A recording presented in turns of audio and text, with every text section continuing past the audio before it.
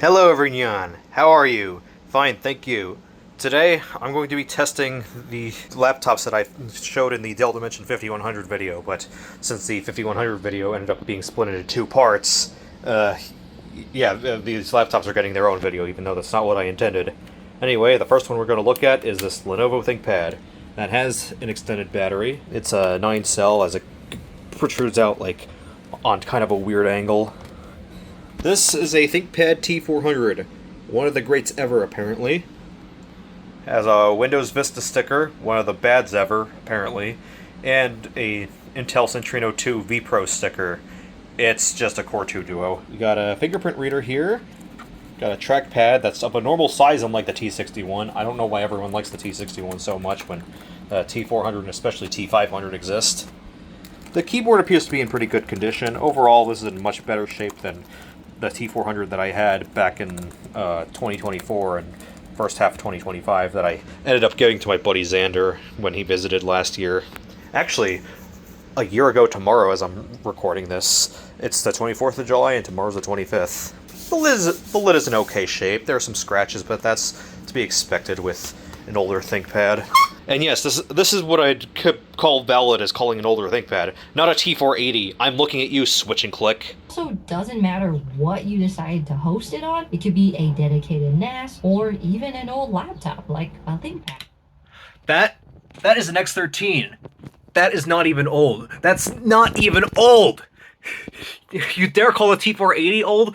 Well, call it an X13 old? That's just asinine. Okay, we got a VGA port here, modem, gigabit Ethernet, dual USB 2.0. We have a smart card reader, and I think that's Express card. Lamer, this doesn't have the media card reader. 1394 Firewire, 4-pin.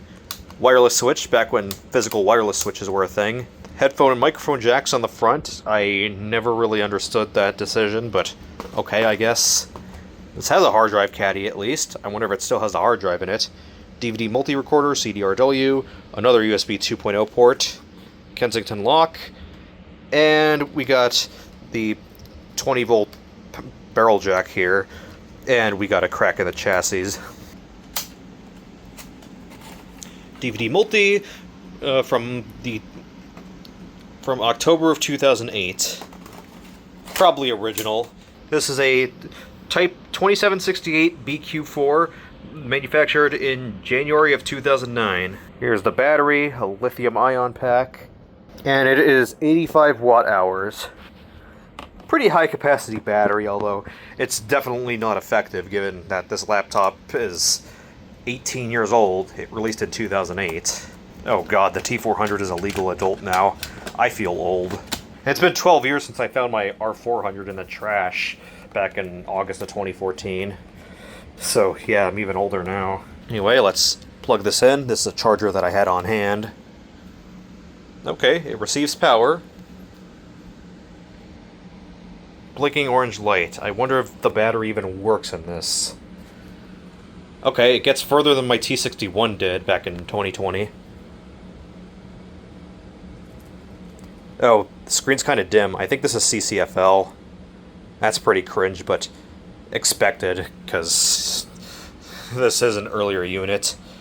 Core 2 Duo T9400. Okay, this has one of the better CPUs in it.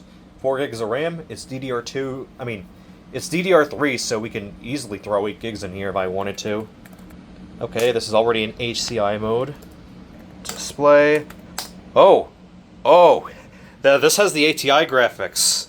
Well, switchable. So this is just straight up better than my T400 that I had back in, 2024, 2025. And the T400 I had after then, late 2025.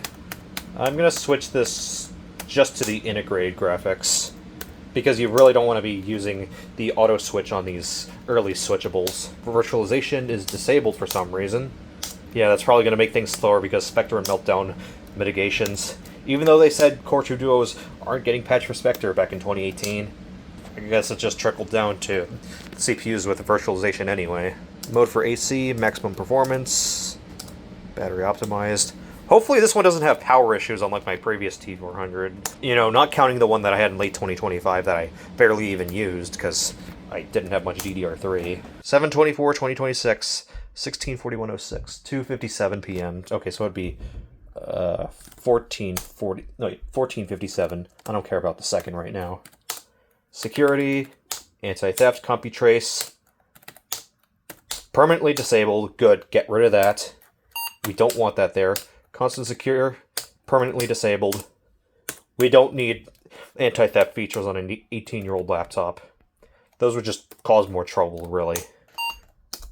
Yeah, reset fingerprint data. Yeah, get rid of all the passwords. Machida DVD RAM. We got a Hitachi hard drive here. 723216. I take it that's 160 gigabytes. I should probably wipe this one down. The screen is definitely dusty. Ooh. This has it. Dino 7! Roar! Surprise! Dinosaur Office! Roar! Yes, expected this would be running Windows 7. I wonder if this, has any tinge of recovery media. I know my previous, T400, if you know what I mean by this point, the one that I had in 2024, 2025, that had recovery media, but the hard drive was so messed up that I couldn't access it. Hey, Leno, this is at least the second computer that I've had from you, and I wouldn't be surprised if these other 3 laptops were also yours. I mean, your name was attached to this 5100. And also, I'm not going to bother cracking the password. Yeah, password hint. I don't care. I'm getting rid of this install. It's not OEM in any way, and I don't want to know what you had on here. The battery light is still blinking, so I don't think the battery works on this, but I guess I could just leave it to the side to charge. But laptop 1 of 4 is a success, if you ask me. Okay, laptop number 2 is when the typical Inspiron became slop. We have dual headphone jacks in the front, a microphone jack, an SD card slot that doesn't have a blank in it, another physical wireless switch that seems stuck. Is this an express card? Yes, it is. This is an express card blank. Here's our optical drive, basically it's CD and DVD rewriter for everything under the sun. Got a TV out jack, dual USB 2.0. Got the battery here. Nothing else on the back except a vent. Got power jack, and dual USB 2.0 again, making for a total of 4. VGA without the screws, that is very cringe, and this is not a real computer. Ethernet, please tell me that's not 10100. 56K modem, HDMI, very fancy for the time, 1394 Firewire, and we have a hard drive caddy here as well, so probably also the original hard drive. PP29L model number, that's for the chassis. There's the service tag if you really care, and this came with Windows Vista Home Premium brand new. Okay, and this would have been manufactured in late November 2007. That would have been the 29th, that's what the T means. But yeah, if it wasn't apparent enough, this is a Dell Inspiron 1525. I remember that I wanted one of these quite a bit back in 2015. Look, I was a gullible 12-year-old and I parroted off Billy Core. And yeah, this screen is dusty as well, and there's probably no charge, so I'm gonna have to get my charger. Ah, here it is. Also, I'm pretty sure the 1525 didn't release until January of 08, so this is probably a launch model that was manufactured in November of 07. Oh, it's automatically starting up. Keyboard data line failure? Try to reseat the external keyboard. This is the internal keyboard, though. Time of day not set, please run the setup program. F2 to run setup utility. And yes, I totally shaved off my head. BIOS revision A05 from the 17th of November 2007. So maybe the 1525 released earlier than I thought. It's Core 2 Duo, 1.6 gigahertz, 1 megabyte of cache, 800 megahertz front-side bus. Wait, only a single megabyte of cache on a Core 2 Duo? An 800 megahertz frontside bus. That doesn't line up with anything that I'm aware of. Memory only a gig and a half of RAM. Oh, that is cringe. But somehow it's still dual channel. 160 gigabyte hard drive. Okay, expected.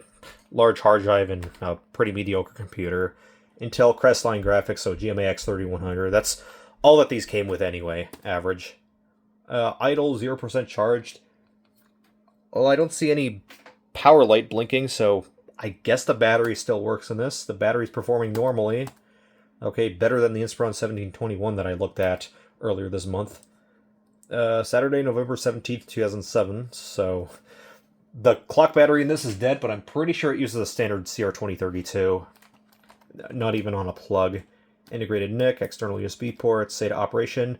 Okay, at least it defaults to HCI, unlike the Latitude D630. That annoyed me so much about the D630. And there's a flash cache module, which is basically the predecessor to Intel Optane. Does anyone remember that? Pepperidge Farm remembers. Pepperidge Farm remembers. Okay, no passwords that I can see. Wireless switch change. Okay, that's just whatever. CompuTrace, permanently disable this.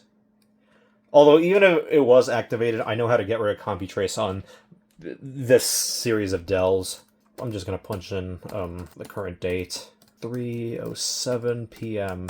I don't care about the second. Like I ever care about the second, really. Windows did not shut down successfully. Is this the Dino 07? No, it's Vista. Cue all the Vista apologists here.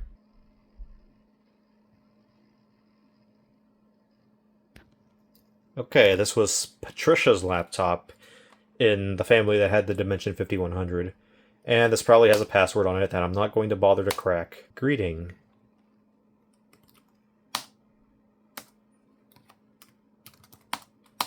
Okay, whatever. But I'm going to see if this has recovery media, at least.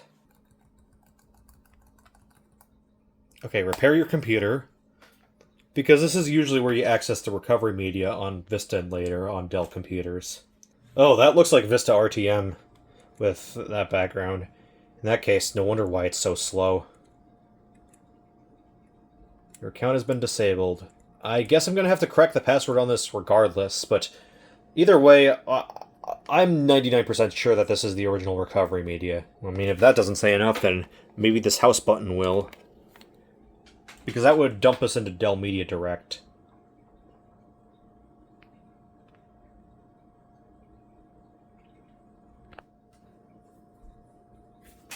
Yeah, this is Dell Media Direct. So this has the original recovery media on it. Okay, fine, I'll say it.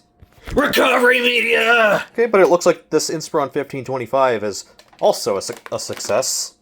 I don't know what CPU it has in it, but if I find out, I'll put it, like, right here. And I'm gonna save this blue one for last, because that was at the bottom of the pile when I found these at the dump. Anyway, we have this red Dell Inspiron, which is very eye-catching. As whenever I showed this around on Discord chats, everyone was like, what's that red laptop? And a power jack, VGA without the screws, also cringe. Ethernet, that better be gigabit by this point. This is from 2009, 2010. Dual USB 2.0. We have the hard drive caddy here, which should have a hard drive as well, since that's screwed in. Got an SD card reader in the front with a dummy. And there's an LED light, which I believe is for the SD card reader. Okay, and here's a blank for an Express Card 34. Microphone headphone jack. Got a DVD multi-recorder. As this became standard by the late 2000s, another USB 2.0 port. Nothing on the back except for this vent here and the battery. This is an Inspiron 1440. And there's the service tag if you care. Now let's remove this. Dino 07! Roar! 020.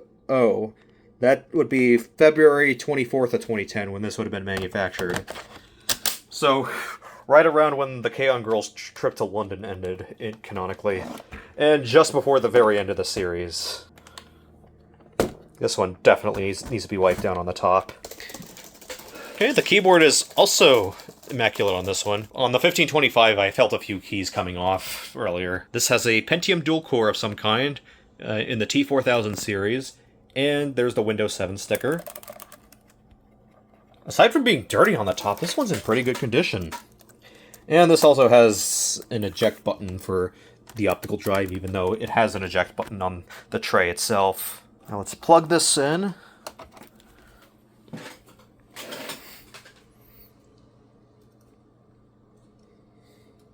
Okay, it's turning on.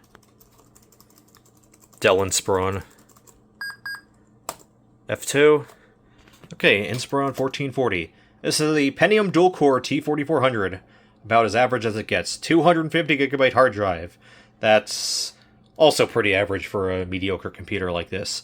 3 gigs of RAM. It's DDR2. That's pretty cringe, bro. That's pretty cringe, bro. I did not want to hear that. Yeah, Linux is for virgins. Thomas, that was such a virgin thing to say. Intel GM45 graphics. Yeah, expected. 1366 by 768, also expected. Although, if you do get the 1600 by 900 screen from one of these, those are actually gold mines. And they're actually, like, worth transplanting into a Latitude E6420 or 6430, which historically have pretty terrible screens in them. Even if they're 1600 by 900, the ones in these Inspiron 1440s are just overall better, even though they are glossy. They're still TN panels, but they're not totally god-awful, at least. And they're also LED backlit, unlike the Inspiron 1545, which could be CCFL, and I'm pretty sure the one that I got last year was CCFL. Charging battery health normal. Okay, it looks like the battery is still good in this one, at least theoretically. 21st of December 2009 for the date and time. I don't know if this also uses a CR2032. I'll have to check that later. Okay, I adjusted the date and time. Okay, this defaults to HCI. Thankfully, there's no Intel Rapid Restore RAID mode to be defaulting to, because that really annoys me about my E6410. And CompuTrace is not active on this one. Very good. Let's permanently disable that. And there's an asset tag on a consumer laptop for some reason. And this BIOS is pretty barren, relatively speaking. And let's see, does this have Windows 7? Or does it have the original install of Windows 7? Oh, it's doing this again. As Dells of this era tend to do when they lose their settings, or if they're shut down improperly. Yeah, this has Windows 7 installed. But is it the original Windows 7? That's the question that I'm wondering. Okay, so whoever owned this didn't have a password. It's Windows 7 Home Premium, so that might be original. The user profile services failed to log on. User profile cannot be loaded. What? Is this thing a brick?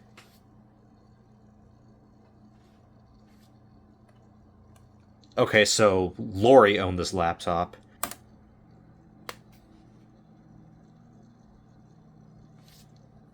Also, here's the eject button in action. Unless that needs specialized software. Well, whatever. I'm going to go into repair your computer. Because even if the user profile itself is kind of shot, maybe, just maybe, we'll have a chance to see if this has recovery media. Okay, repair your computer.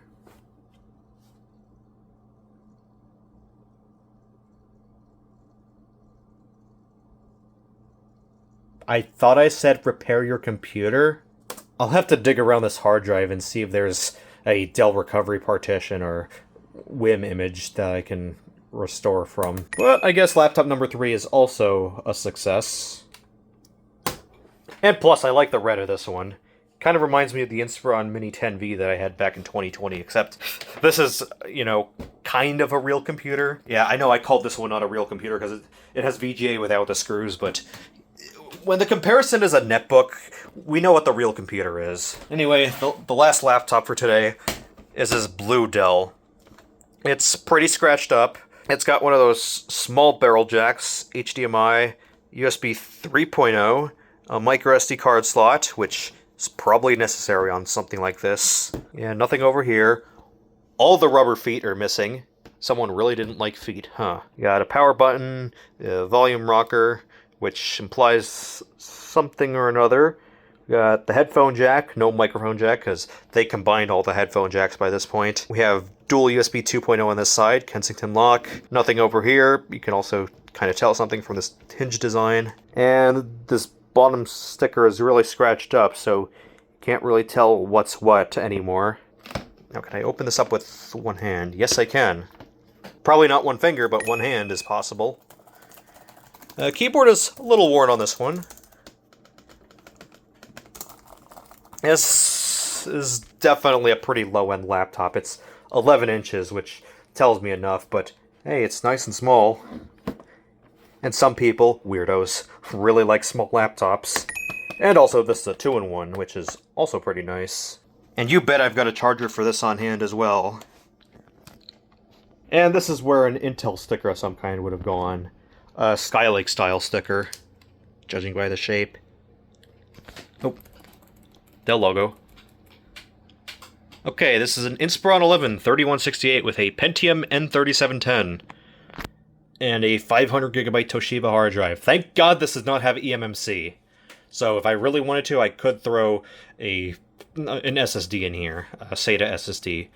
4096 megs of DDR3L. I think that's soldered to the board, but if not, that might actually be a single SODIMM, so theoretically I could bump this up to 8 gigs if that does have a slot.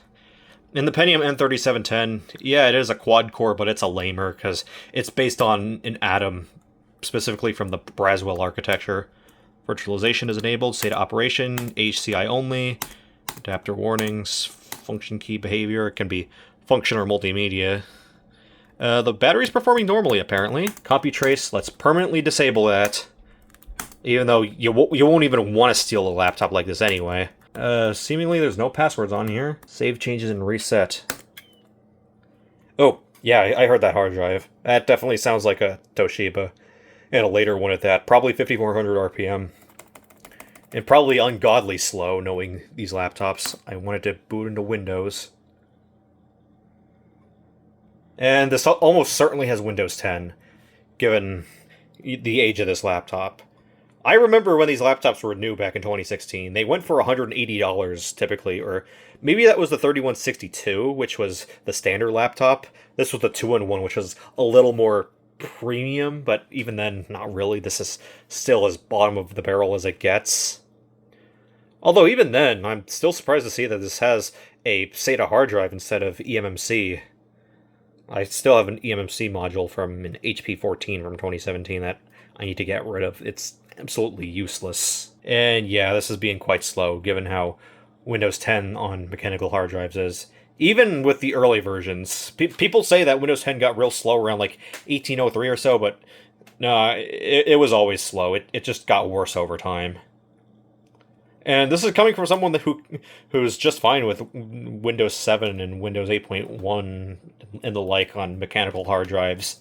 At least decent ones like 7200 RPMs. But this is almost certainly a 5400 RPM. Ow! Ow. Are you okay? What was the point of that? Also, this please wait screen definitely screams an older build of Windows 10. Probably 1511. What are the odds that this was almost never used, yet thrown around a lot anyway? Actually, it's probably not very high odds. But this might be like a pre-1803 build, for all I know. Oh gee, Rick, this sure has taken a while. I expected this. This is easily the worst of the 4 laptops here, even though it is the newest. These two were mediocre, but otherwise decent. This one's pretty good. And this one is below mediocre, but I can't help but appreciate it anyway, since, you know, it's fully working, nothing seems to be broken. And yes, this has a touchscreen. Now, if only it will respond. I'm gonna have to block their surname, but apparently Lenovo owned this laptop as well? You mean you went from a T400 to this pile of slop? Crumb dropping!